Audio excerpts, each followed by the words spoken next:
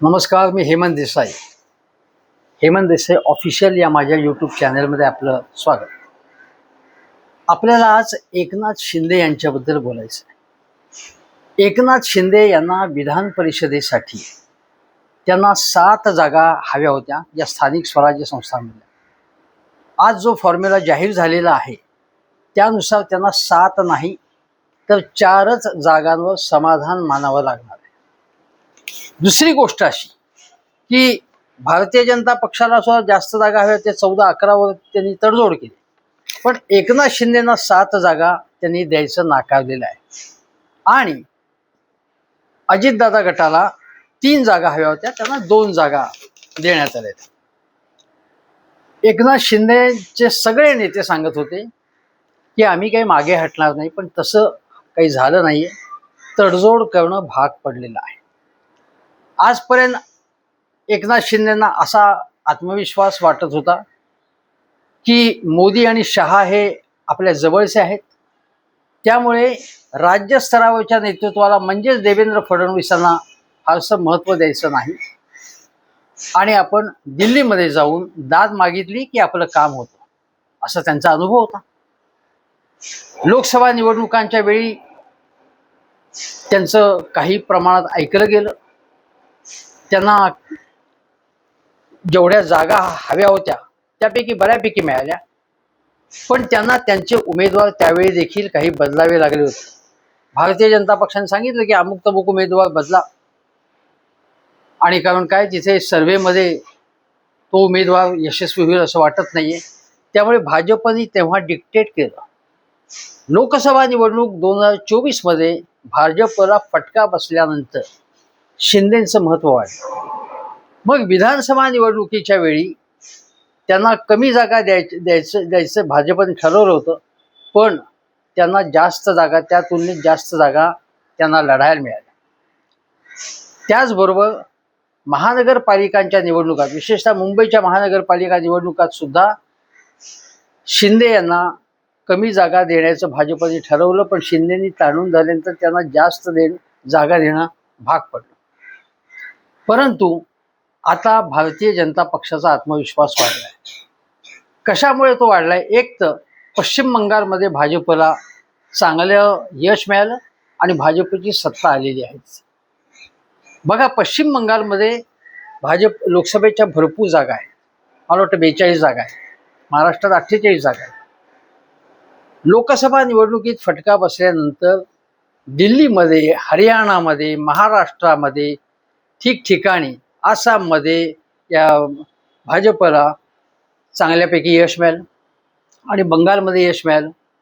त्यामुळे भाजपला आता त्या ठिकाणी लोकसभा निवडणुका 2029 होतील तेव्हा भाजपला 241 वरनं पुन्हा एकदा 300च्या पार जाता येईल, स्वबळावरती केंद्रात सत्ता स्थापन करता येईल असं भाजपला वाटतं. आणि महाराष्ट्रात देखील त्यांची तीच इच्छा आहे. भाजपच्या श्रेष्ठींच्या मते पश्चिम बंगालमध्ये जिथे आमची काही पाळंमुळं नव्हती त्या ठिकाणी आपण स्वबळावरती सत्ता स्थापन करतोय पश्चिम बंगालमध्ये, तर महाराष्ट्रात का नाही शक्य ते? आणि महाराष्ट्रातल्या कुबड्या फेकून द्यायला पाहिजेत असं अजितदादा हयात असतानाच आणि 1-2 वर्षापूर्वीच अमित शहा महाराष्ट्रात येऊन म्हणालेले होते.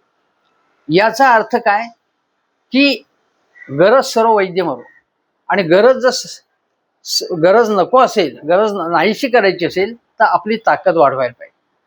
त्यासाठी शिंदेंना फार मोठं होऊन देणं योग्य होणार नाही आणि त्यांना त्यांच्या मापात राहावं लागेल.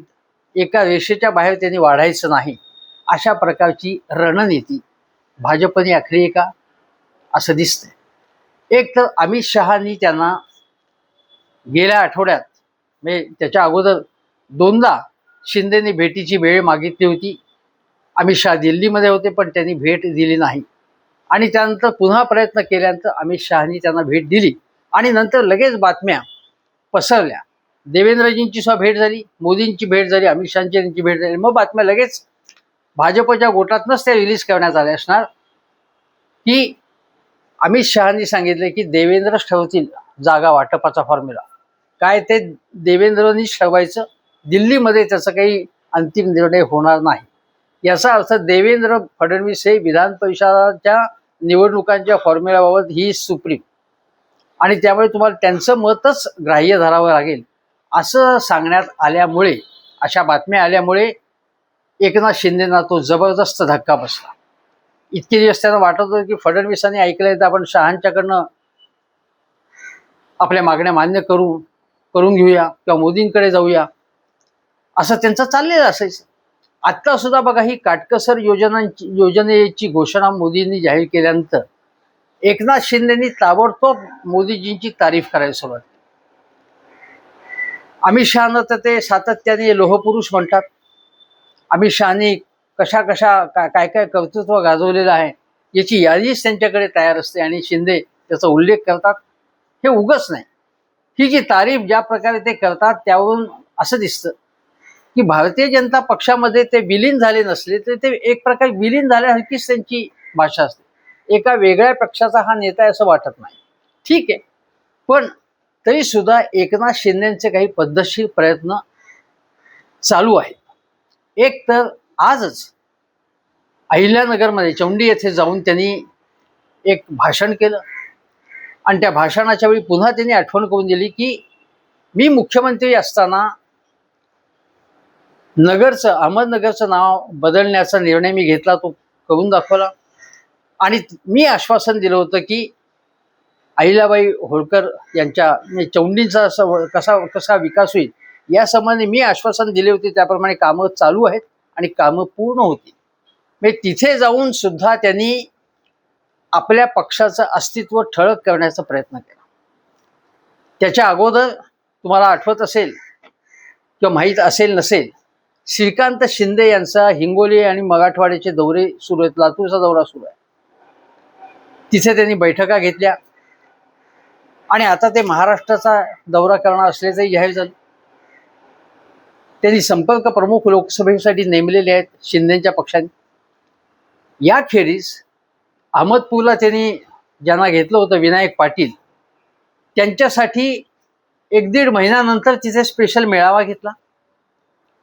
त्याचबरोबर संतोष बांगर जे शिंदे सेनेचे नेते आहेत, त्यांनी सांगितलं की 2029 मध्ये एकनाथ शिंदेच परत मुख्यमंत्री होतील असं सांगितलं. संजय शिरसाट मध्यंतरी म्हणाले, जे मंत्री आहेत एकनाथ शिंदेचे, की कदाचित आम्हाला 2029 मध्ये स्वतंत्रपणे निवडणुका लढवण्याची सुद्धा वेळ येईल, म्हणजे शिंदे सेनेला. अशा प्रकारची आव्हानात्मक भाषा शिंदे सेनेच्या नेत्यांकडनं सुद्धा केली जाते. भारतीय जनता पक्षाला डिवचण्याचा सुद्धा प्रयत्न केला जात होता. साताऱ्यामध्ये मात्र भारतीय जनता पक्षाने जिल्हा परिषदेच्या निवडणुकीच्या वेळी त्यांना दणका दिला, आणि एकनाथ शिंदेचे मंत्री शंभूराज देसाई यांनाच तिथे धक्काबुक्की करण्यात आली किंवा चोप देण्यात आला, आणि तिथे त्यांना हिसका दाखवण्यात आला भाजपकडून. हे आपल्याला माहिती आहे. भारतीय जनता पक्ष आणि शिंदे सेना यांच्यातला अशा प्रकारचा जो शर्यत जी आहे किंवा तणाव हा मोठ्या प्रमाणात आपल्याला वाढताना दिसतोय. एकीकडे शिंदे असं दाखवत आहेत, आज सुद्धा त्यांनी भाषण करताना सांगितलं की लाडक्या बहिणींसाठी आम्ही योजना, म्हणजे मी कशी योजना आणली लाडक्या बहिणींसाठी, आणि त्यांच्यासाठी त्यांचा मी कसा भाऊ आहे, आणि आम्ही त्यांच्यावरती अन्याय करणार नाही, आजही त्यांनी सांगितले. जरी त्यातल्या अनेक बहिणी आता अपात्र ठरलेल्या आहेत, 80 लाख मला वाटतं, तरी देखील शिंदेनी तिथे जाऊन सांगितलं, म्हणजे लाडक्या बहिणींचा भाऊ म्हणून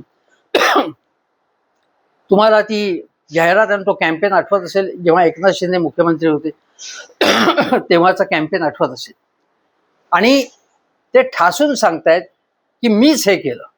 आणि त्याचप्रमाणे मनोज जरांगे यांचं आंदोलन, आता उपोषण समाप्त झालंय, चांगली गोष्ट आहे. ते राधाकृष्ण विखे पाटील हे तिथे गेले होते, आणि शेवटी काही ठोस आश्वासनं मिळून मनोज जरांगे यांनी आपलं उपोषण मागे घेतलं. पण उपोषण सुरू होतं तेव्हाच्या दरम्यान त्यांनी काय सांगितलं की शिंदे साहेबांनी ज्या पद्धतीने गतिमान पद्धतीने कुणबी प्रमाणपत्र वाटायला सुरुवात केली होती, ती गती फडणवीस मुख्यमंत्री झाल्यानंतर कमी झाली. हैदराबाद गॅझेटच्या याची अंमलबजावणी सुद्धा त्यामध्ये अडसर फडणवीसांमुळे आला असाही आरोप त्यांनी केला होता त्यावेळी मनोज जरांगे यांनी. शिवाय जरांगे यांची भेट उदय सामंत यांनी घेतली, जे शिंदे सेनेचे मंत्री आहेत, शिंदेचे उजवे हात आहेत. त्यांनी भेट घेतल्यानंतर मग लवकरच बच्चू कडू यांना विधान परिषदेची उमेदवारी मिळाली शिंदे सेनेची. बच्चू कडू आणि मनोज जरांगे यांचे संबंध चांगले आहेत. त्याचबरोबर तुम्हाला सांगतो की उदय सामंत यांच्या भेटीनंतरच जरांगेंनी उपोषणाचा निर्णय घेतला आणि एक प्रकारे फडणवीसांना अडचणीत आणण्यासाठी हे उपोषण करण्यात आलं आहे असा आरोप हा लक्ष्मण हाके यांनी केला. जे लक्ष्मण हाके हे कोणाच्या इशाऱ्यानुसार काम करतात असा आरोप केला जातो हे आपल्याला माहिती आहे. तो लक्ष्मण हाकेने आरोप केला. अमित साटम यांनी, जे भाजपचे मुंबईचे अध्यक्ष आहेत, त्यांनी म्हटलं की सूर्यावरती तुम्ही थुंकू नका. सूर्य म्हणजे कोणतं? देवेंद्र फडणवीस. आता सूर्य किती आहेत मला माहित नाही, म्हणजे खूप सूर्य आहेत म्हणजे भाजपमध्ये, पण सूर्यावरती थुंकू नका असं त्यांनी थेटपणे म्हटलं. आणि त्यानंतर एकनाथ शिंदे जरांगे यांना मानणाऱ्या एका व्यक्तीने अमित साटमांना फोन करून त्याबद्दल जाब विचारला. सांगायचा मुद्दा असा की जरांगे पाटील यांच्या आंदोलनाला एक प्रकारे एकनाथ शिंदेनी हवा दिली असा आरोप भाजपकडून केला जातो किंवा भाजपच्या जवळच्यांकडून आरोप केला जातो. आणि त्यामुळे एकनाथ शिंदे आणि फडणवीस यांच्यामधलं अंतर वाढलं होतं, स्पर्धा वाढत होती असं दिसत होतं. एकनाथ शिंदेना मुख्यमंत्री व्हायचं होतं, परत शब्द दिला होता आपल्याला आणि तो शब्द पाळला गेला नाही असंही त्यांचं मत होतं, पण त्यांनी तसं ताणून धरलं नाही. उद्धव ठाकरे यांनी ज्या प्रकारे एक ठोस आणि स्वाभिमानी भूमिका घेतली की आम्हाला शब्द दिला होता तो पाळला नाही आणि म्हणून आम्ही भाजपलाच लाथाडला होता, अशा प्रकारची जी भूमिका उद्धव ठाकरेंनी घेतली आणि त्याची त्यांना पुढे राजकीय किंमतही चुकवावी लागली, कारण त्यांचाच पक्ष फोडण्यात आला. पण एकनाथ शिंदे तुटेपर्यंत ताणत नाहीयेत असं दिसतंय. आणि आता ते असं करतायत की उद्धव ठाकरे यांच्या पक्षातले खासदार हे फोडण्याचा प्रयत्न आपल्याकडे, त्यांच्या भेटीगाठी घ्यायच्या. एका खासदाराच्या पत्नी आजारी होती, कळल्यावरती हॉस्पिटलमध्ये जाऊन विचारपूस करणं. कोणी श्रीकांत शिंदेना भेटते उद्धव ठाकरेंच्यापैकी, कोणी उद्धव ठाकरेंच्या खासदारांपैकी कोणी शिंदेना भेटते. आणि जेवढे खासदार आपल्याकडे आले, समजा 2/3 खासदार आले, तर त्या बळावरती केंद्रामध्ये आणखीन काही मागण्या करायच्या, अशा प्रकारचं तंत्र एकनाथ शिंदे वापरतात. श्रीकांत शिंदे यांना आता केंद्रीय मंत्रिमंडळात स्थान मिळालं पाहिजे अशी सुद्धा मागणी त्यांची असू शकते. त्यासाठी सुद्धा त्यांच्या भेटीगाठी असू शकतात. आता एकच प्रतापराव जाधव त्यांचे आहेत तिथे मंत्री, आणि तेव्हा सुद्धा एक श्रीकांत शिंदे जाऊ शकले असते, पण त्यांनी असं दाखवलं की नाही, एकनाथ शिंदेचा मुलगा म्हणून मी तिथे जाणार असं नाही, आम्ही प्रतापराव यांना पाठवलं, आम्ही तिथे जागा देतोय, आम्ही जाऊ शकतो, पण आमच्या पक्षात तसं नाही. हे उद्धव ठाकरे यांच्या पक्षात आहे, आमचा पक्ष अशा प्रकारे घराणेशाहीवर चाललेला नाही असं दाखवण्याचा प्रयत्न त्यांनी केला. परंतु लोकसभेतला सगळा कारभार हा श्रीकांत शिंदे यांच्या इच्छेनुसार चालतो, म्हणजे शिंदे सेनेचा. त्याचप्रमाणे त्यांच्या पक्षामध्ये एकनाथ शिंदेच्या नंतर पहिलं स्थान, दुसरं स्थान जे आहे ते श्रीकांत शिंदे यांचंच आहे, हेही स्पष्ट आहे. म्हणजे जर तुम्ही उद्धव ठाकरे आणि आदित्य ठाकरे ह्या घराणेशाहीचा आरोप केला तर यांची स्थिती तशीच आहे. आज अशी गोष्ट आहे की उद्धव ठाकरे यांचा पक्ष हा नक्कीच राजकीयदृष्ट्या अत्यंत कमजोर अवस्थेत आहे. उद्धव ठाकरे यांनी सगळ्या महाराष्ट्रात दौरा केला पाहिजे, आदित्य ठाकरे यांनी फिरलं पाहिजे. एवढंच नव्हे तर त्यांचा पक्ष जेवढा सक्रिय पाहिजे तेवढा दिसत नाही. हे सत्य आहे, हे वास्तव आहे. आणि अनेक कार्यकर्त्यांच्या नेत्यांची सुद्धा अशी इच्छा आहे की त्यांनी अधिक फिरलं पाहिजे, मुंबईच्या बाहेर सुद्धा शेतकऱ्यांचे, शेतमजुरांचे, कामगारांचे, त्या त्या जिल्ह्यांचे प्रश्न हातात घेतले पाहिजे. शिवसेना फक्त मुंबईपुरता मर्यादित नाहीये पक्ष, आणि जर सत्तेवर यायचं असेल तर आत्तापासून तयारी लागलं नाही तर उद्धव ठाकरे यांच्या पक्षाचं आणखीन नुकसान होऊ शकतं आणि तो पक्ष आणखीन कमजोर होऊ शकतो. त्यामुळे केवळ एकनाथ शिंदे यांच्यावरती आता जे गद्दार, खोके वगैरे आरोप मागे पडले त्याला काही आता अर्थ नाही, कारण ते सगळ्यांनी संदर्भहीन झाले. आता मुद्दा असा आहे की एकनाथ शिंदे फिरतायत, श्रीकांत शिंदे फिरतायत, त्याचप्रमाणे उद्धव ठाकरे आणि आदित्य ठाकरे असेल अन्य पक्षाच्या नेत्यांनी जास्त फिरलं पाहिजे, लोकांच्या प्रश्नावरती आंदोलनं केली पाहिजे. हे नाकारण्याचं कारण नाही, आणि ही माझी सुद्धा अपेक्षा आहे, माझी सुद्धा तशी इच्छा आहे. केवळ एकनाथ शिंदेना किंवा तिकडे मोदींना नावं ठेवून उपयोग होणार नाही. आज आदित्य ठाकरे यांनी अभिषेक बॅनर्जी यांच्यावरती जो हल्ला झालाय त्याचा निषेध केलाय, धिक्कार केलाय, ती अतिशय योग्य गोष्ट आहे. अभिषेक बॅनर्जी जे ममता दीदींचे भाचे आहेत त्यांच्यावरचा हल्ला हा अतिशय गंभीर मुद्दा आहे. यापूर्वीच्या काळामध्ये पश्चिम बंगालमध्ये तृणमूल काँग्रेसच्या कार्यकर्त्यांकडनं भाजपच्या काही नेत्यांवर झालेले हल्ले ते सुद्धा निषेधार्हच होते. जेव्हा राजकीय स्पर्धा असते तेव्हा नेत्यांवरती जर हल्ले व्हायला लागले तर ही लोकशाही कशी टिकून राहील. त्यामुळे याबाबत पक्षपाती भूमिका घेता येणार नाही. पण याबद्दल एकनाथ शिंदे त्यांनी एक शब्दही काढले. खरं म्हणजे स्वतंत्र पक्ष आहे आणि त्यांनी म्हणाले पाहिजे की बाबा लोकशाहीमध्ये अशा प्रकारचे हल्ले समर्थनीय नाही आहेत, असं एकनाथ शिंदे म्हणाले नाही. भारतीय जनता पक्षाला फार लागेल, फार टोचेल असं ते कधीही बोलत नाही. याच्या तुलनेत मी तुम्हाला सांगतो की 2014 मध्ये उद्धव ठाकरे आणि भाजपने वेगवेगळी निवडणूक लढवली होती, तरी देखील शिवसेनेला चांगलं यश मिळालं होतं. त्यानंतर शिवसेना फडणवीसांच्या सरकारमध्ये सामील झाली. मला आठवते त्यावेळी आधी एकनाथ शिंदे विरोधी पक्ष नेते होते, परंतु आर पाटील यांनी विरोधी बाकांवर बसल्यानंतर अशी अपेक्षा व्यक्त केली की एकनाथ शिंदे जर तुम्ही विरोधी पक्ष नेते असाल तर तशाच प्रकारे व्यवहार करा, तुम्ही तशाच प्रकारे सत्ताधारी पक्षावरती हल्ले चढवा आणि याच भूमिकेत तुम्ही राहाल अशी आम्हाला अपेक्षा आहे, असं हसत हसत त्यांनी सांगितलं. ते भाषण तुफान गाजलं, खूप चिमटे काढले त्यांनी, खूप कोणाकोणाच्या टोप्या उडवल्या. पण पुढे एकनाथ शिंदे म्हणजेच उद्धव ठाकरे यांचा पक्ष सरकारमध्ये सामील झाला फडणवीसांनी. आणि आपल्याला आठवत असेल 2014 ते 2019 या काळामध्ये एकनाथ शिंदे हे नेते होते, ते मंत्री सुद्धा होते त्या याच्यामध्ये.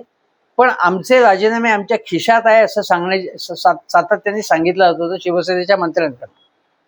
त्यांना काहीही महत्त्व सरकारमध्ये नव्हतं, त्यांची कामं होत नव्हती, त्यांना कुठलेही अधिकार नव्हते, सर्व अधिकार फडणवीसांकडे होते.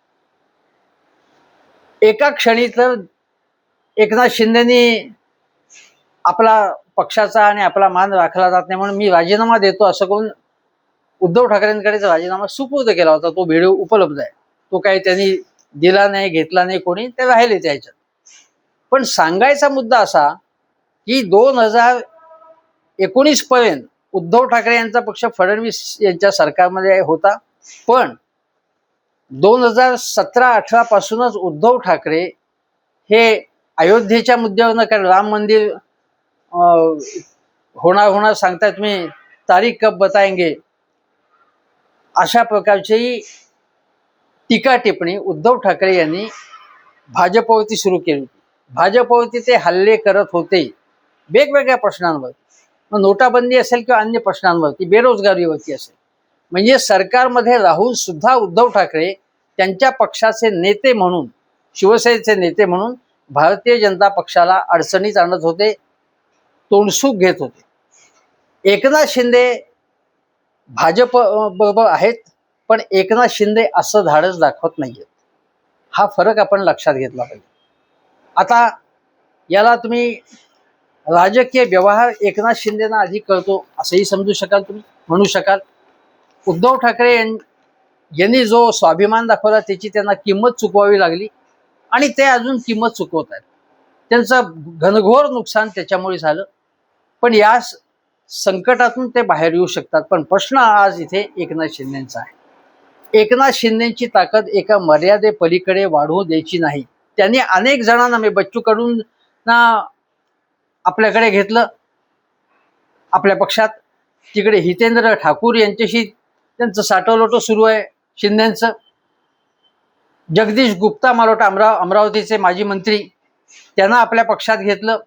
अनेक ठिकाणी कार्यकर्ते, नेते अन्य पक्षातले आपल्याकडे घेण्याचा प्रयत्न शिंदे करतायत. एकनाथ शिंदेंना असं वाटतंय की आपण मराठा समाजाचे नेते म्हणून आपण प्रोजेक्ट होऊ आणि प्रोजेक्ट करण्याचा प्रयत्न चाललाय त्यांचा. आता अजितदादा पवारस्वार नाही आहेत. राष्ट्रवादी अजितदादा जो पक्ष आहे तो सध्या स्वतःच गोंधळात सापडलेला आहे. त्यामुळे पक्षांतर्गत संघर्ष सुरू आहे, तिथे संपूर्ण गोंधळाचं वातावरण आहे. अशा वेळी तो पक्ष जर कमजोर झाला तर त्याचा फायदा आपल्याला मिळेल, आपला पक्ष वाढेल, असा प्रयत्न एकनाथ शिंदेंचा चाललेला आहे. आजच बघा की सुनील तटकरे यांनी एकनाथ शिंदेंचं खूप कौतुक केलं. त्यांचं कारण काय तर रायगडच्या याच्याबाबत तडजोड झाली. रायगडचं पालकमंत्री पद हे योगेश गोगावले, भरत गोगावले यांना मिळण्याची शक्यता आहे आता, किंवा जवळजवळ निश्चित झालेलं आहे. त्यांना ते हवं होतं, पालकमंत्रीपद मिळत नाही म्हणून भरत गोगावले यांना वाटत होतं की आता या जीवनात काय अर्थ आहे, पालकमंत्रीपद मिळालं पाहिजे आपल्याला, तीच सार्थकता आहे जीवनाची, म्हणून ते तळमळत होते. त्यांची तळमळ आता संपेल असं दिसतंय.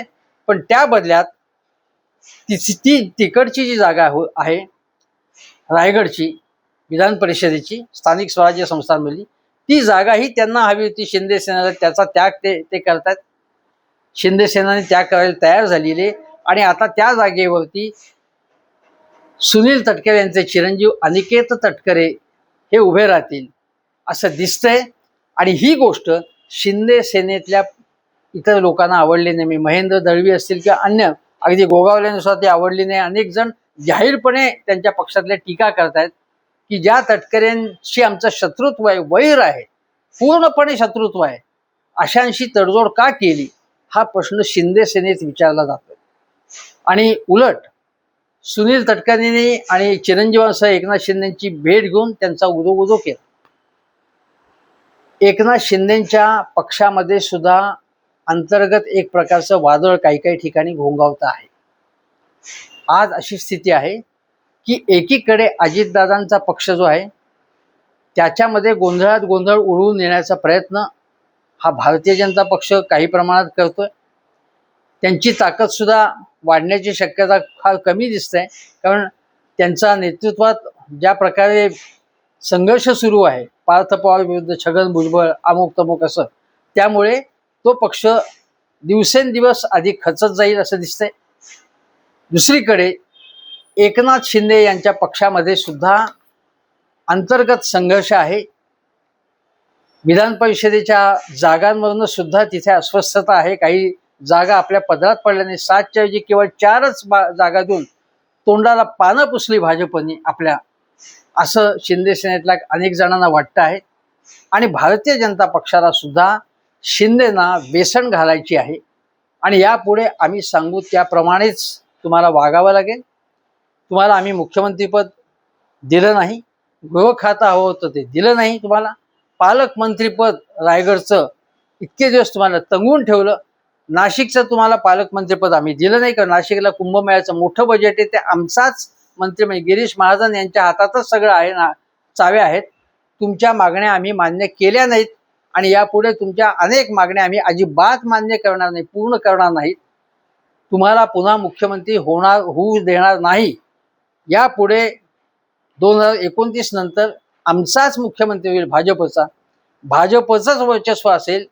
आणि जर जास्त शहाणपणा केला तर कोर्टाचा निर्णय काय होईल आणि तुम्हाला विलीन व्हायला लागेल कदाचित आमच्याकडे, अशाही प्रकारचे संकेत दिले जात आहेत. न्यायव्यवस्था सध्या कशा प्रकारे काम करते हेही आपल्याला माहिती आहे. आणि त्यामुळे जर उद्या न्यायालयामध्ये शिंदेच्या विरोधात निर्णय आला तर शिंदेंना विलीन व्हावं लागेल. पण विलीन होताना सुद्धा आपली एक ताकद जर असेल, एक आपला गट म्हणून, तर पक्षात भाजपमध्ये विलीन झाल्यानंतर सुद्धा आपलं अस्तित्व जरा मजबूत राहील किंवा आपल्या अस्तित्वाला काही अर्थ राहील, आपलं काही तिथे आपल्याला एक वेगळं स्थान दिलं जाईल भाजपमध्ये, असं कदाचित शिंदेना वाटत असेल. पण आम्ही जी लक्ष्मण रेषा आखून दिली त्याच्या पलीकडे जायचं नाही. हा देश, हे सगळी राज्य आमचाच आहे. भाजपची सत्ता सगळीकडे चालणार, भाजपचीच दादागिरी सगळीकडे चालणार, अशा प्रकारचे संकेत हे शहा आणि मोदी यांनी दिलेले आहेत. शेवटी शहांचा आशीर्वाद जरी एकनाथ शिंदेना असला तरी शहा शेवटी हे भारतीय जनता पक्षामध्ये आहेत. भारतीय जनता पक्षाशी त्यांचं इमान आहे, त्यामुळे ते आपल्या पक्षाशी बेईमानी करणार नाहीत. आपल्या पक्षाला जिथे फटका बसेल अशा प्रकारची गोष्ट करून शिंदेना फेवर करणार नाहीत. देवेंद्र फडणवीस आणि शहा हे दोन टोकं आहेत, पण तरी देखील त्यासाठी आपल्या पक्षाचं फार नुकसान करून देणार नाही. महाराष्ट्रामध्ये सहकार क्षेत्रामध्ये सुद्धा चंचू प्रवेश करून, तिथे विस्तार करून, अनेक काँग्रेसचे नेत्यांना आपल्याकडे घेऊन, आता तनपुरे हे ताजं नावे, अशा अनेक माजी काँग्रेस नेत्यांना आपल्याकडे घेऊन, बसवराज पाटील त्यांना तिकीट दिलं, अशा अनेकांना तिकीट देऊन त्यांना मोठं करून पक्ष भाजप विस्तार करण्याचा प्रयत्न चोहोबाजूंनी चाललेला आहे. त्यामुळे शिंदेंना यापुढे फार महत्वाकांक्षा ठेवून चालणार नाही आणि त्यांचे फार चोचले पुरवले जाणार नाहीत, लाड केले जाणार नाहीत. फारच जर शहाणपणा केला तर आम्ही वेगवेगळ्या मार्गाने तुमची कोंडी करू शकतो, अशा प्रकारचे संकेत देण्यात आलेले आहेत. तुर्तास इतकंच. हेमंत देसाई ऑफिशियल हा माझा चॅनल कसा वाटला, व्हिडिओ कसे वाटतात तुम्ही सांगा, आणि आवडल्यास व्हिडिओ व्हायरल करा, सबस्क्राईब करा माझा चॅनल, एवढी विनंती करतो आणि इथे सांगतो.